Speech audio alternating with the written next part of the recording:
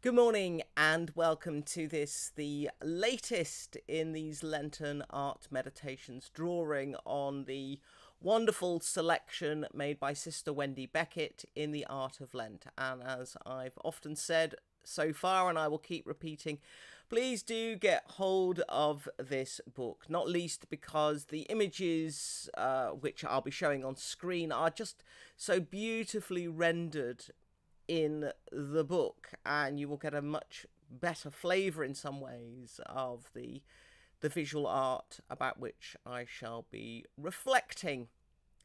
This week's theme is contemplation, and today we shall be reflecting on a rich emptiness. The image for today is Queen's House, Greenwich 2, painted in 1978 by the artist Ben Jonson. Before we take a dive into this extraordinary image, a note about the Queen's House in Greenwich, a place about which I knew very little before I came across this image last year. And Queen's House was commissioned by the wife of James I of Scotland and England, Anne of Denmark. It was designed and constructed under the supervision of the very famous Inigo Jones, and he is considered to be the person who introduced, and I've got to get this term right. I'm forever I always get this wrong. Classicalism, or as we probably know it better, Palladianism, after the work of Palladio. And there is just something utterly extraordinary, I think, about this image. It's deceptive because, in one sense, of course, absolutely nothing is going on. And that is part of the power of this painting. Sister Wendy writes this: Ben Jonson has taken as his special theme the way light shines on emptiness. The Queen's House, Greenwich, is utterly still, utterly bare to our gaze. We are presented with a silent vista, not so much an invitation to advance through the arch and onwards, as to stand motionless and simply contemplate. There is almost tangibly no sound, and what Jonson manages to suggest implicitly is that the richness is in the standing still, the non-acting.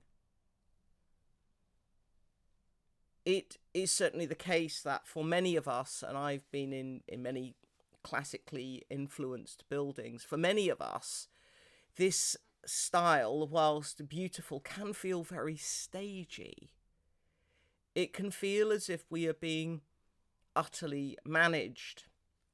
And arguably, the way in which Jonson frames this deliberately without people seems to take us to a place that might be considered sterile, lacking in energy and dynamism, in which we are stifled by the perfect balance of it all. And yet, what I find remarkable in this painting, in this image, is the way in which light absolutely is a character. This image feels to me incredibly dynamic. The title of today's meditation, which Sister Wendy gives, is A Rich Emptiness. How appropriate that is. We are in a place of profound absence, and yet it is rich.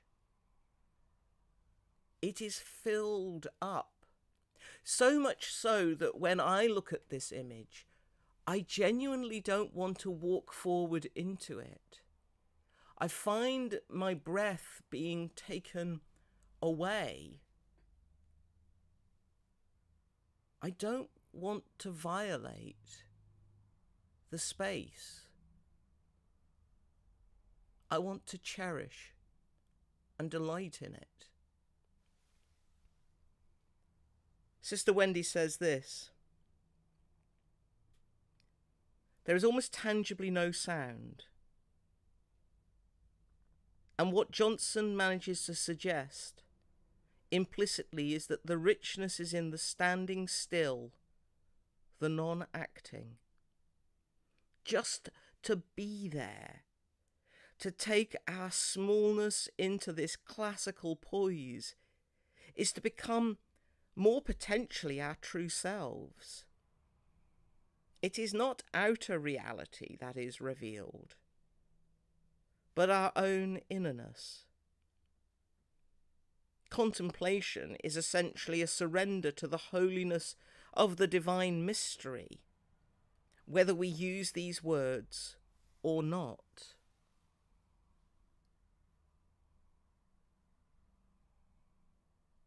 We are in the divine mystery, in something which is arguably so staged, so of this world, that reveals its constructedness so definitively. It is almost impossible to imagine such a space, such a building as this, simply existing in nature. Its form and shape is so intentional and defined. And yet somehow it exposes the divine reality beyond the beginning, beyond words. Sister Wendy suggests an atheist calming his or her or their spirit in the peace of silence is irradiated by the same mystery as those people of faith, anonymous but transforming. Lent is a journey which can be undertaken by all. It is a journey into encounter,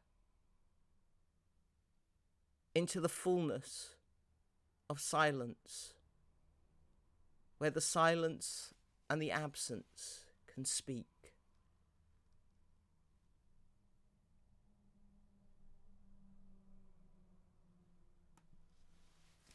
Thank you for joining me once again for this short Lenten art meditation, and to reiterate, all of those meditations which I've thus far led are available on this YouTube channel for you to return to at your own leisure. I shall be back again tomorrow morning, I do hope, at 9 a.m. I do hope you can join me then. Until then, may you have a happy, holy, blessed and a contemplative day.